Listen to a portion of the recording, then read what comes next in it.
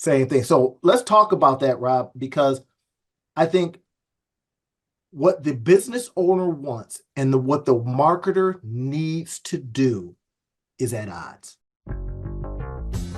This business podcast, the Two Business Guys Mastermind, uncovers for you secrets and share tips and tricks to entrepreneurship as they mastermind on how to have startup, operational, and overall business success so that you can go on to get better results. Enjoy. So, hey, Rob, this is what I know. Business owners hate marketers. There's always a fight. And we were talking to everybody off camera a little bit about the business owner and Rob and, the marketer over here. And now I know what marketers do. I know their moves because I have some of those same moves. But here's what we found. Business owners, Rob, just want results. They don't want the plan all the time. They don't want all this stuff. They want to know, did you bring somebody into my organization or not? But now, here's what I said to Rob, y'all. Y'all listening to it. I says, yeah, it could be being impatient. Now, that was my marketing brain saying it. But now when I have marketers call me, I says, I want results. Same thing. So let's talk about that, Rob, because I think what the business owner wants and what the marketer needs to do is at odds. What are your thoughts on that? I think that I won't say necessarily that it's at odds, but I can definitely see how people would think and be under the impression that's the case. I think that what winds up happening is that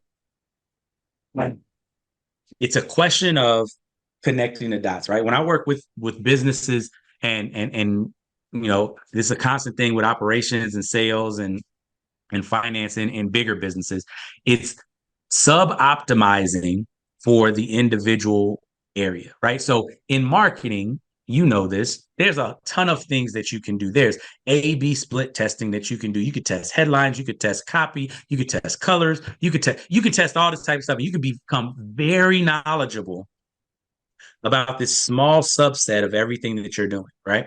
And it's kind of, I was watching Joe Rogan the other day. They were talking about scientists, right? And this is going to be a little bit tangent, but I promise I'll bring it back. So we're talking about how, there's guys out there like Neil deGrasse Tyson and the science guy, Bill Nye, the science guy, and all these people that are popularizing science. And a lot of scientists will be like, well, they're not real scientists because they're not doing the science and in the trenches and always, studying and teaching, right? They're just out there talking, etc. But one of the things the guy said was, those people don't understand that their ability to just pay attention to science only exists because the public believes that science is valuable and that research and development is valuable as a public good. So the public's willing to finance it because that type of science rarely returns on the investment. Right. And so if scientists don't get better at explaining what they're doing, they're going to find their funding drying up because the people who are funding it because they believe it's valuable. And if you don't explain the value, if you don't uncover the value, then it's not obvious to everybody. So how does that apply here? I think a lot of times that marketers get caught up in what's valuable to marketers and forget that marketers only exist because somebody else created a business that creates something of value that customers pay for. And that customers, like when we talk about lean and everything, customers never pay for marketing. Customers never say, ooh, here's some money. Go make another ad that's going to make me feel great about your product. Never has happened in the history of business. Right?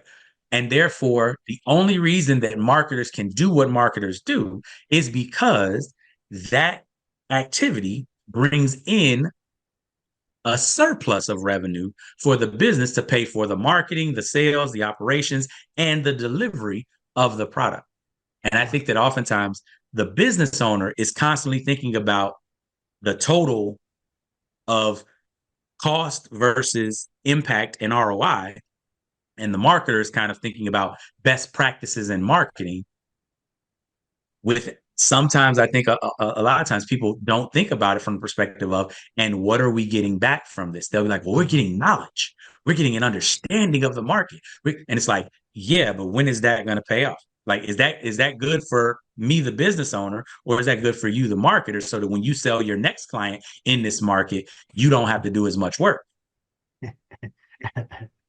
I think that becomes a constant conversation. Why I say when businesses get slow, what is the first thing they want to throw out the door? Marketing. Yeah. Right. So, Yeah. and when you start thinking about that, you go, well, that's dumb, isn't it? Yes, it is. Mm-hmm. But you understand what Rob just said was, hey, I kind of want a result here. I don't want you to practice on my dime. So when I hear marketers, now I'm on in the camp of marketers, but at the same time, because you're in that camp, you can kind of see the mess, or you can see, hey, I see what you're doing. You won't do it to me, right? Or people I care about. But you see it and you understand it, right? You see why it's necessary with the testing and the A/B split testing and finding segments and all that kind of stuff. You do know this. Oftentimes, depending on the business owner's pockets and level Mm-hmm. of understanding of how results are gained, like in the physics or the scientist example, if we don't go out here and popularize this, you're not getting no money. So synergistically, that works together. So synergistically, the marketer is saying, I need to do these tests so we can find the right lane, so we can find the right vein. And it may Mm-hmm. take money for that. Now, I tell you what some people have been doing, and this is very, very, very good for some marketers. And it's man, they don't like doing this, y'all, because they got to eat too, is results-based marketing. Yep. I'll do the work. If I get you results, put in more money. Yes? It's Exactly. almost like the irresistible offer that Hormozy talks about. It's an It's the irresistible key thing. offer, Yeah. Yeah. Yeah. Yeah. right? Now, we as Yeah. marketers, we want to get money up front because we know we got to pay people and all this kind of stuff, right? And we want to practice Right. on your dime, but And I think this is the whole thing about it. And this is what a lot of people struggle with. Marketers, and a lot of the marketers that I've dealt with, they want to get money up front, and they also want to do a non-guarantee. So they want to say, I want to get money up front.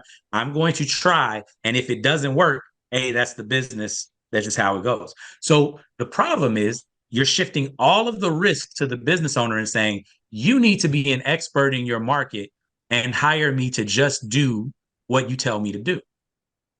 That's the way the compensation model is structured. Business owner, you take all the risk. If it works, great. I get a great testimonial. If it doesn't, we part ways and I got your money and we good. Right. The problem with that for the business owner, of course, is, and I think it's the problem for the marketer as well, is that you spend so much time trying to make things work where you're really in the laboratory figuring stuff yeah, out. yeah. And but you're burning all of these bridges with business owners that your marketers are souring the market and therefore shrinking the pie, I believe. And so the thing that we talked about when we kind of talked about this off camera, I think that there's an area here, like there's a blue ocean, if you would, for marketers who would go that route. And it's not the thing that people have to realize is it doesn't have to be pie in the sky types of things, right? Alex Hormozy talked about this. Sam Ovens is another person who talked about this, right? You get good. I think Ty Lopez is another person who talked about this. You get good at delivering results. You figure out that you can deliver results in a certain area. And now, because you know that you can deliver these results, it's not a gamble for you, right? When I go into a company, my company with the consulting that we do, when I'm teaching people about time management or time mastery, when I'm teaching people about leadership, when I'm teaching people about running a business, I'm not walking in there hoping that I can find $10,000 or $100,000 in your business. I'm not walking in there hoping that I can save you 2 hours in your day.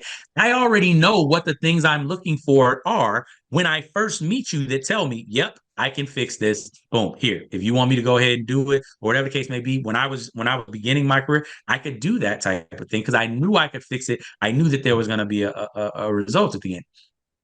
I think that what's happening with a lot of people is they're purporting themselves to be experts when they're really still novices. but they know that the experts get paid more money, and so they go to the expert lane. But then they get in, and these things are difficult. Marketing is a profession. It's a difficult thing, especially when you go Yeah, it industry is. to industry, when you go niche to niche, when you do all the rest of that type of stuff. There's a bunch of platitudes, and you know that you're a phenomenal marketer, right? There's a bunch of platitudes, but then there's a whole bunch of right. This person is different from this person. These people care about different things than these people, and you really have to know who your clients are. And oftentimes, Yeah. I think that the business owners are left out to kind of weather that storm and maintain that and manage that risk by themselves. And here's the crazy piece about it. For us as business owners, what do we have to do? We have to say, I'm going to bet that I can deliver you this result because I'm already putting money into it. I'm already putting time into it. I'm already putting all this stuff into just building and creating the business, let alone the product. Yeah. It is on some of I got a couple of the YouTube channels, y'all, and I've been doing a lot of lives lately. Now, I've been doing these lives as a test of my own abilities. Not just to attract people, but is what I'm talking about gonna hold water? Period. So I do stuff live, demonstrate to you, so that when you're looking at this, you're going, I see it. Versus, oh, I could do this, I could do that. No, I go, let me show you. And where that's been coming from is I've been, doing a really heavy dive in a lot of when I want motivation, I'll listen to Gary Vee because I can't listen to him too long. It's just too much. Right. So he's been talking a lot about, or had been talking a lot about, document, don't create. Just do what you do, show people, hey, this is what I'm doing. What do you think? Can you see yourself in what I'm doing here? And if they go, yes, you get a better client. So here's what's been as a result of that. People have been seeing my stuff, my lives, and saying, I saw that. I saw how you did it. Can I get an hour of your time? Yes, $1,000, Yep. please. I mean, kind of a thing, Yep. right? Yep. So Yep. what they see, so what I do typically at that point is I'll go, you can go to some of my stuff and you can buy that first.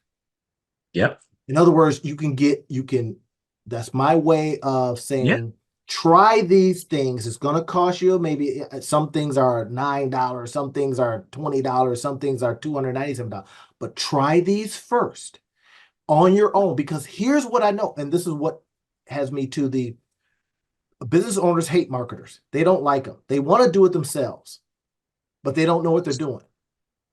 And then once they get into it, they kind of go, wait a minute, that person don't know what they're doing either. So I could have did it myself.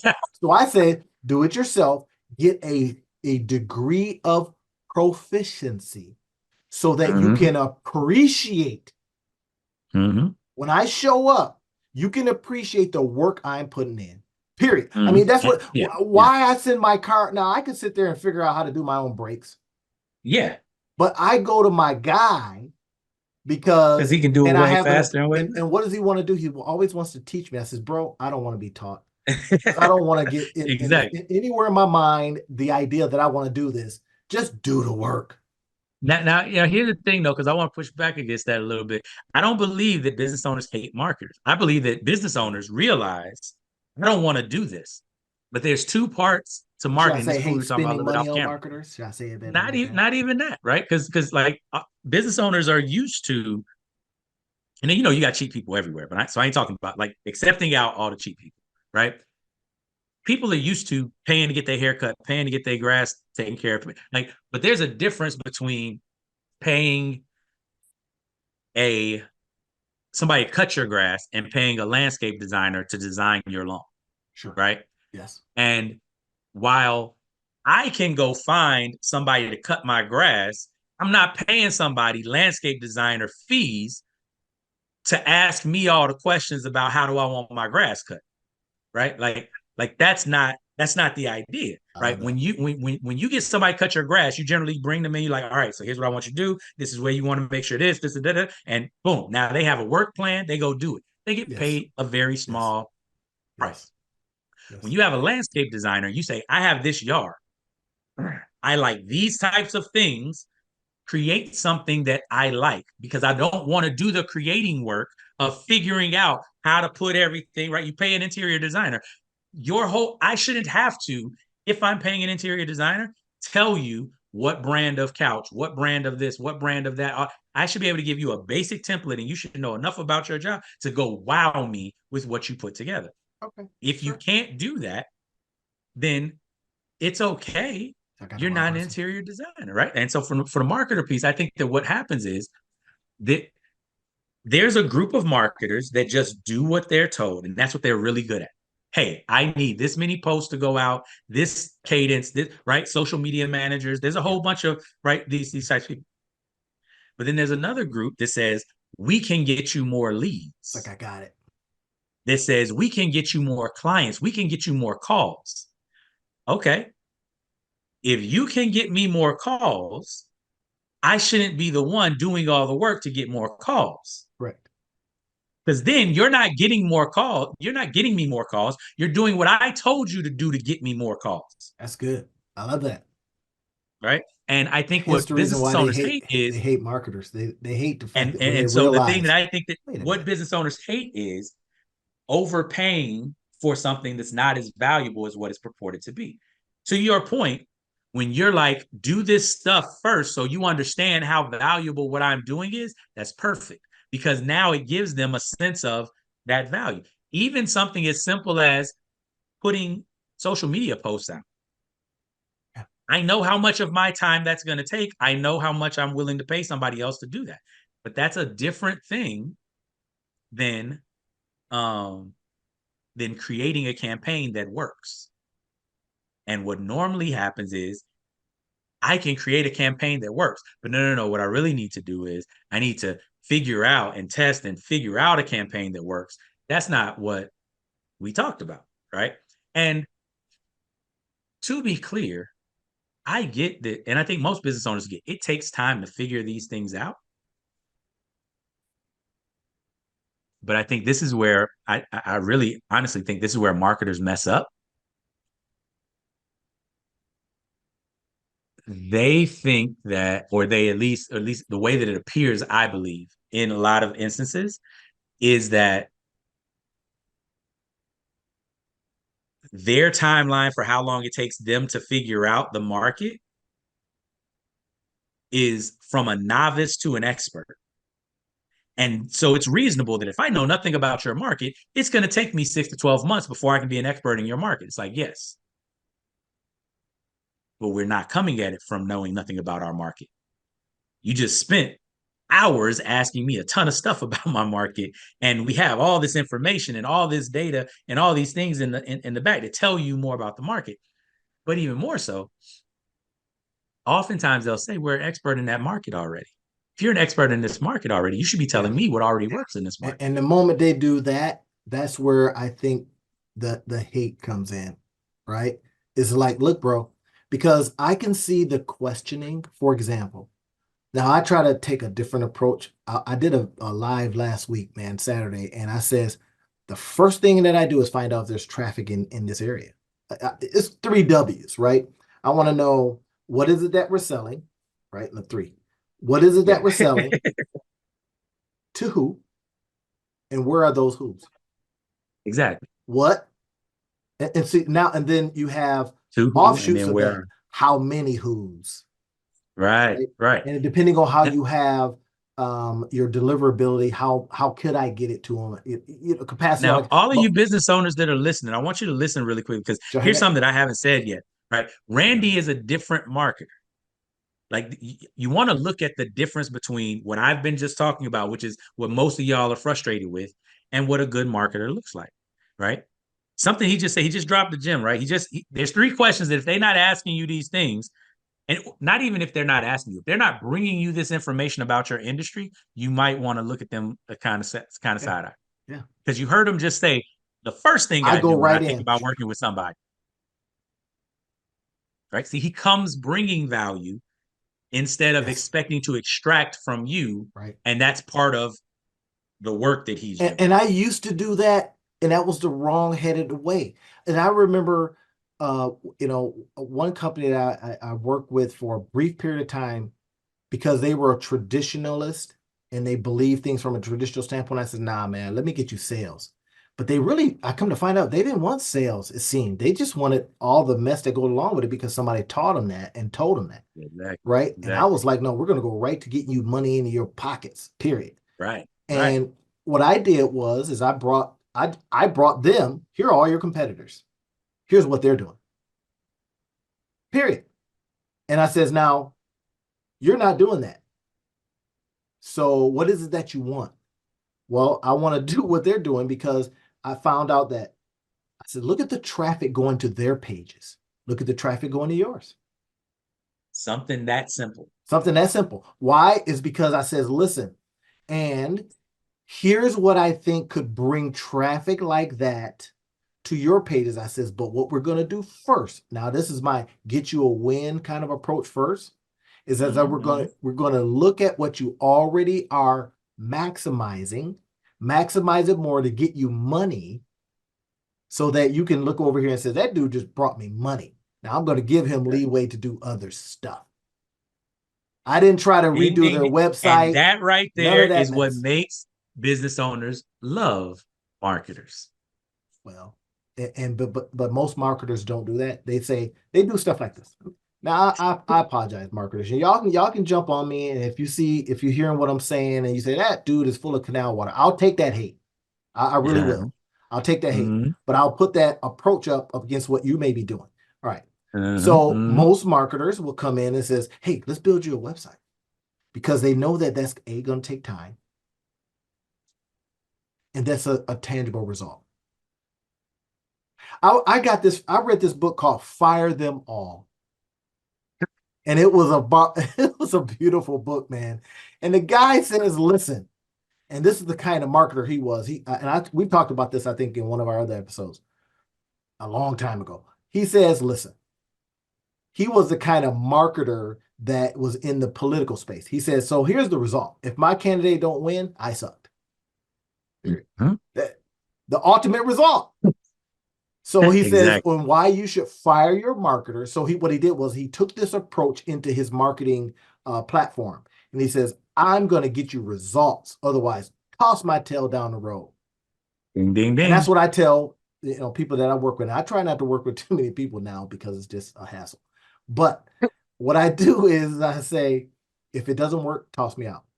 That's it. That's it. Right now, you're going to pay me to do what they call the setup fee. Come on. It's a $3,000 setup fee. Okay. All right. Set up what? But you got to go erect a scaffold? But anyway, so here it is, everybody. And this is I think what we're trying to get to now is letting you know that in this particular episode, we really want you to see that, yes, there is a degree of I have to wait on some things, but you have to be aware if the marketer isn't bringing you value now, Rob, all I'm doing, man, is bringing value. When I put up a landing page, I'm going to give you a video. I'm going to give you something that you can go, golly, this is that, back to that Alex, not just Alex Hormozi, because he learned stuff from people, right? That goes back to, can I show you value first? Can I make you literally sit there and go, wow, the way he spelled it out, I probably could do this, but should I do this? And if you say to yourself, I'm going to do it, then you say, dang, I learned it over there and I did it and it worked. Or if he says, I'm not putting all these, he gave me a blueprint, but I'm not going to put that thing together. I'm going to miss some rivets and it's just going to be bad. And then I'll help you. Exactly. But in the meantime, let me give it to you because I'm documenting the process for you. Now, in there, I'm going to say, now, this is what I use. Here's a tool I use. Here's the blah, blah, blah I use. And here's the thinking that I did. And if you want to get more of that thinking, come over to my deal, my course, my platform, or whatever. Get more. Or I'll see you next week in the next video, right? But give me some value. And this is, don't just give me some BS and, because we've seen that, right? That's like, don't give me an hour worth of movie trailers. That ain't gonna work because eventually you're gonna have to look. Show me this damn movie. Exactly. So I just showed. To that point, I think that's a great point to end on, which is deliver value. demonstrate that you deliver value, and not value that you think is valuable, value that is what the customer is ultimately wanting from you, because it moves the needle in their ability to trust you tenfold. Yeah. Alex said it. Give until they beg you to buy. To buy. Like somebody said to me earlier today, I gave so much, showing her just some things on, she wanted to sell more books. And I said, oh, try this, try this, try this. And she said, by the end of it, she says, I feel I should pay you for giving me this. I says, here's a link. Yo, but you see what happened? There you go. She asked me if she could pay me. Yes, you can. And that, ladies and gentlemen, is the difference between marketers that business owners love and marketers that business owners hate. All right, y'all. That's it.